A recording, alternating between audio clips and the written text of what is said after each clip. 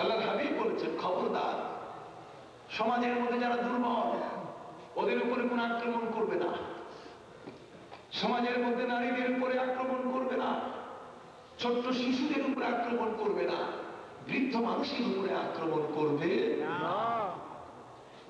ইসলামের যুদ্ধনীতিতে শিশুদের উপরে আক্রমণ করার কোন অনুমতি নাই, নারীদের উপর আক্রমণ করার কোন অনুমতি নাই।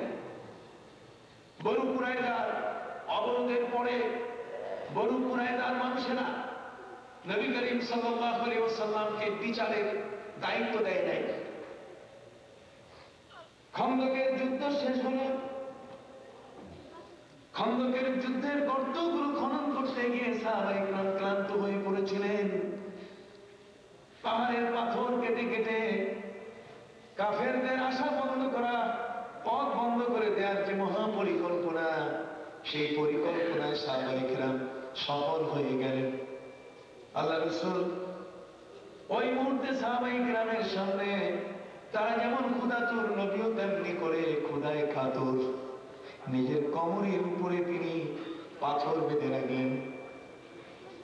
সেই মুহূর্তে আল্লাহর হাবিব পরীক্ষা খনন করলেন, গর্ত করলেন জাবালে সালার সামনে। আবু সুফিয়ান এবং তার দলের মানুষেরা ভাবতেই পারে নাই যে মুসলমানরা আজকে মদিনার জমিনে নিজেদেরকে বাঁচাতে পারবে, যেহেতু তারা পরিকল্পনা গ্রহণ করেছিল মক্কায় বসে যে এবার মদিনায় আমাদের হাত থেকে কেউ রক্ষা পাবে না। মক্কা থেকে কাফের মুশরিকরা মুসলমানদের উপরে আক্রমণ করার আগে ওরা মদিনা ভাগ করে নিয়েছিল। মদিনার উপরে তারা আক্রমণ করার পরে যেন ভাগাভাগির মধ্যে তাদের কোনো গোলযোগ সৃষ্টি না হয়, নিজেদের মধ্যে মদিনা ভাগ বাটোয়ারা করে নিতে যেন কোনো দ্বন্দ্ব সৃষ্টি না হয়, এই জন্য যুদ্ধপূর্ব, যুদ্ধ করার আগে মক্কায় বসে কাফেররা মদিনার জমি ভাগ করে নিয়েছিল। তারা জানেন যে অল্প কয়েকজন মুসলমান, এদেরকে মারতে বেশিক্ষণ সময় লাগবে না। আমার নবীজি মদিনা মুনাওয়ারায় হিজরত করার সময় তিনি ভবিষ্যৎবাণী করেছিলেন, পৃথিবীর মানুষকে তিনি জানিয়ে দিয়েছিলেন, সাহাবীদেরকে তিনি আশ্বস্ত করেছিলেন, সাহাবীরা চতুর্থ হিজরি সনের মাথায় তোমাদের উপরে কঠিন আক্রমণ হবে। মক্কায় বসে কাফেররা মদিনা ভাগ করে নেবে, ওরা তোমাদেরকে এমন দুর্বল মনে করবে, তোমাদের শক্তিকে তুচ্ছ মনে করে মদিনা ভাগ বাটোয়ারা করে নিয়ে ওরা যখন আক্রমণ শুরু করবে, ওরা তাদের আক্রমণে সফল হবে না, তোমাদেরকে তারা জীবনে শেষ করতে পারবে না। নবীজি কুরআন শরীফের আয়াত পড়ে জানিয়ে দিলেন, আমি ইয়াকুলুনা নাহনু জামিউম মুনতাসির সাইয়ুহজামুল জামউ ওয়া ইউওয়াল্লুনা আদ-দুবুর। সাইয়ুহজামুল জামউ ওয়া ইউওয়াল্লুনা আদ-দুবুর, আল্লাহ রাসূল বলেন যে তাদের দল ছত্রভঙ্গ হয়ে যাবে, তাদের একসাথে বলিষ্ঠ শক্তি তারা টিকিয়ে রাখতে পারবে না। যে যুদ্ধটি চতুর্থ হিজরি সনের মাথায় হবে, সেই যুদ্ধটিতে তারা পশ্চাৎগামী হবে, তারা তোমাদের থেকে পালিয়ে যাবে। বললো সুবহানাল্লাহ। মক্কায় কাফেররা মদিনায় আক্রমণ করার আগে মদিনার জমিন জমা সব তারা ভাগ করে নিয়েছিল। আপনি চিন্তা করতে পারেন তারা কত বড় শক্তিধর হয়ে উঠেছিল। কিন্তু যখন মদিনার উপরে তারা আক্রমণ শুরু করলো, সে আক্রমণের মধ্যে আল্লাহর পক্ষ থেকে এত কঠিন ঘূর্ণিঝড় দেওয়া হলো, টাইফুন দেওয়া হলো, যে তাদের সমস্ত উটের উপরে বোঝা সবগুলো ছিটকে বহু দূরে দূরে গিয়ে পড়া শুরু করলো। আবু সুফিয়ান বাঁশি বাজায় দিল যে মুসলমানের সাথে বুদ্ধিতে পারা যাবে না, শক্তিতে পারা যাবে না, এদের সাথে আল্লাহ কাজ করছেন। বলো সুবহানাল্লাহ। তখন সাহাবীরা দেখলো ওরা যখন পালিয়ে গেল, সাহাবী একদল আরেক দলের সাথে হাত ধরে ধরে আনন্দে তারা আল্লাহর দরবারে শুকর আদায় করা শুরু করলেন। কোরআন বলছে, হাযা মা ওয়া'আদানা আল্লাহু ওয়া রাসূলুহু ওয়া সাদাকাল্লাহু ওয়া রাসূলুহু ওয়া মা যাদাহুম ইল্লা ঈমানান ওয়া তাসলীমা। সাহাবীরা একজন আরেকজনের হাত ধরে বলছেন, হাযা মা ওয়া'আদানা আল্লাহু ওয়া রাসূলুহু, আজকের দিনে যে ঘটনাটা, এটা 4 বছর আগে নবীজি বলে দিয়েছেন। সুবহানাল্লাহ। যারা তোমরা ইলমে গায়েব বিশ্বাস করো না, আসো দেখি তোমরা কি বলবে।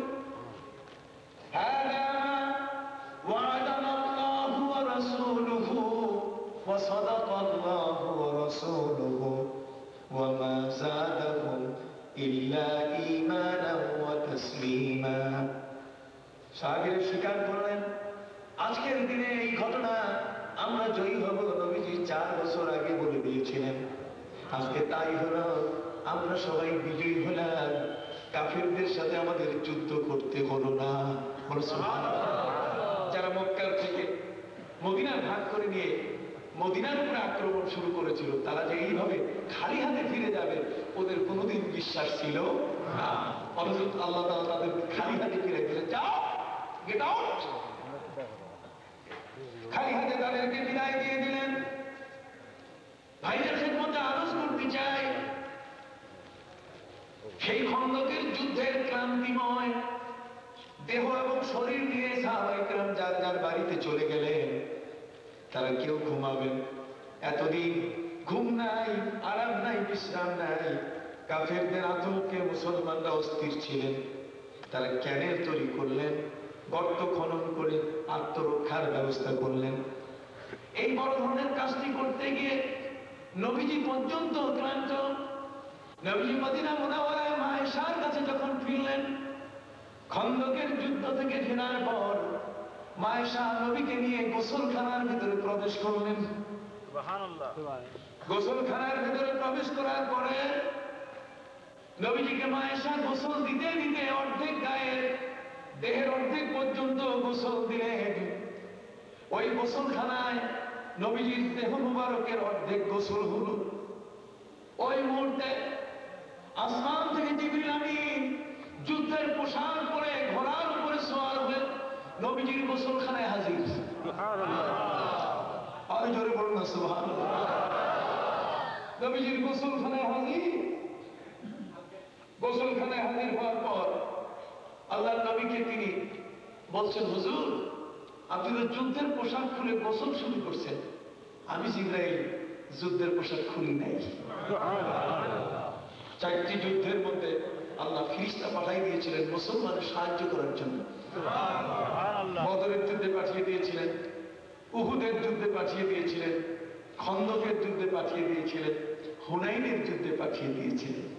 অতএব জিবরিল আমিন মুসলমানের পক্ষে যুদ্ধের পোশাক পরে আল্লাহর পক্ষ থেকে ফেরেশতা নিয়ে খন্দকের যুদ্ধে জাবালে সালার পাশে তিনি দাঁড়িয়ে গেছেন। মক্কার কাফিররা মদিনা ভাগ করে নিয়েছে, তারা বিশ্বনবী মুহাম্মদ রাসূলুল্লাহ সহ তার সমস্ত ভক্তকে কেটে কেটে টুকরো টুকরো করে ফেলবে। আল্লাহ নিজেই জিবরিলকে পাঠিয়ে দিয়েছেন, যাও তুমিও যুদ্ধের পোশাক পরে আমার নবীর পাশে গিয়ে দাঁড়াও। হাদিসের কিতাবের মধ্যে আছে, নবীজির গোসলখানায় জিবরাইল যুদ্ধের পোশাক পরে উপস্থিত হলেন। নবীজিকে বললেন, হুজুর আমি তো আমার যুদ্ধের পোশাক খুলি নাই, অথচ আপনি খুলে গোসল শুরু করে দিয়েছেন। এইমাত্র আল্লাহ আমার কাছে আপনার দরবারে একটি হুকুম পৌঁছানোর দায়িত্ব দিয়েছেন। যাও আমার নবীকে বলে দাও তিনি যেন বাকি গোসল না করে ওই অবস্থায় যেন যুদ্ধের পোশাক গায়ে পরে নেন।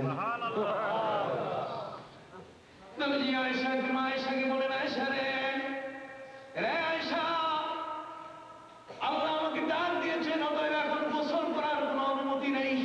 সুবহানাল্লাহ। তুমি আবার আমার মাথায় হেলমেট পরিয়ে দাও, আবার আমার গায়ে তুমি যুদ্ধের পোশাক চড়িয়ে দাও। নবীজি সাহাবায়ে কিরামের কাছে খবর পাঠিয়ে দিলেন, তোমরা যারা ক্লান্ত বিশ্রাম নেওয়ার জন্য প্রস্তুতি নিচ্ছ, আল্লাহ এই মুহূর্তে তোমাদের উপরে আদেশ জারি করেছেন, তোমরা আবার যুদ্ধের পোশাক পরে আমার কাছে চলে আসো। সুবহানাল্লাহ। সাহাবীরা ছিলেন এত মতি, এতই অনুভূত যে যুদ্ধের খবর শোনার সাথে সাথে খন্দকের মতো গর্ত খননের মতো এত ক্লান্তিকর কাজটি করার পরও যারা ক্লান্ত শ্রান্ত তারপর রাসূলের ডাকে ইস্তাজিবু লিল্লাহি ওয়া লির-রাসূলি ইযা দাআকুম। আল্লাহ এবং আল্লাহর রাসূল যখন ডাক দেয় তখন আর ঘরে বসে থাকার কোনো অনুমতি নাই। কিন্তু আমরা এর উল্টাটা করি। আল্লাহর ডাক আসতেছে, হাইয়া আলাস সালাহ হাইয়া আলাল ফালাহ, মিনারায় বজ্রকণ্ঠে আওয়াজ দিচ্ছে মুয়াজ্জিন, আর আমি তখন আমার ঘরে ঘুমায় থাকি। কথা বুঝতে পারছেন? ওইটাকে আমরা সারা দেই না। এটাও কিন্তু আল্লাহর পক্ষ থেকে প্রতিনিয়ত 5 ওয়াক্তের নামাজের ডাক। ইযা নুদিয়া লিস-সালাতি মিন ইয়াউমিল জুমআতি ফাসআউ ইলা যিকরিল্লাহি ওয়া যারুল বায়'। তাফসীরের কিতাবে ফিকা গ্রন্থসমূহে বলা হয়েছে যে এই আয়াত এটা শুধু জুমার জন্যই না, বরং এটা প্রত্যেক ওয়াক্তের জন্য প্রযোজ্য। সুবহানাল্লাহ। এই জন্য সৌদি আরবে দেখবেন শুধু জুমা নয়, নামাজের যখন আযান হবে তখন সাথে সাথে দোকান বন্ধ করে তারা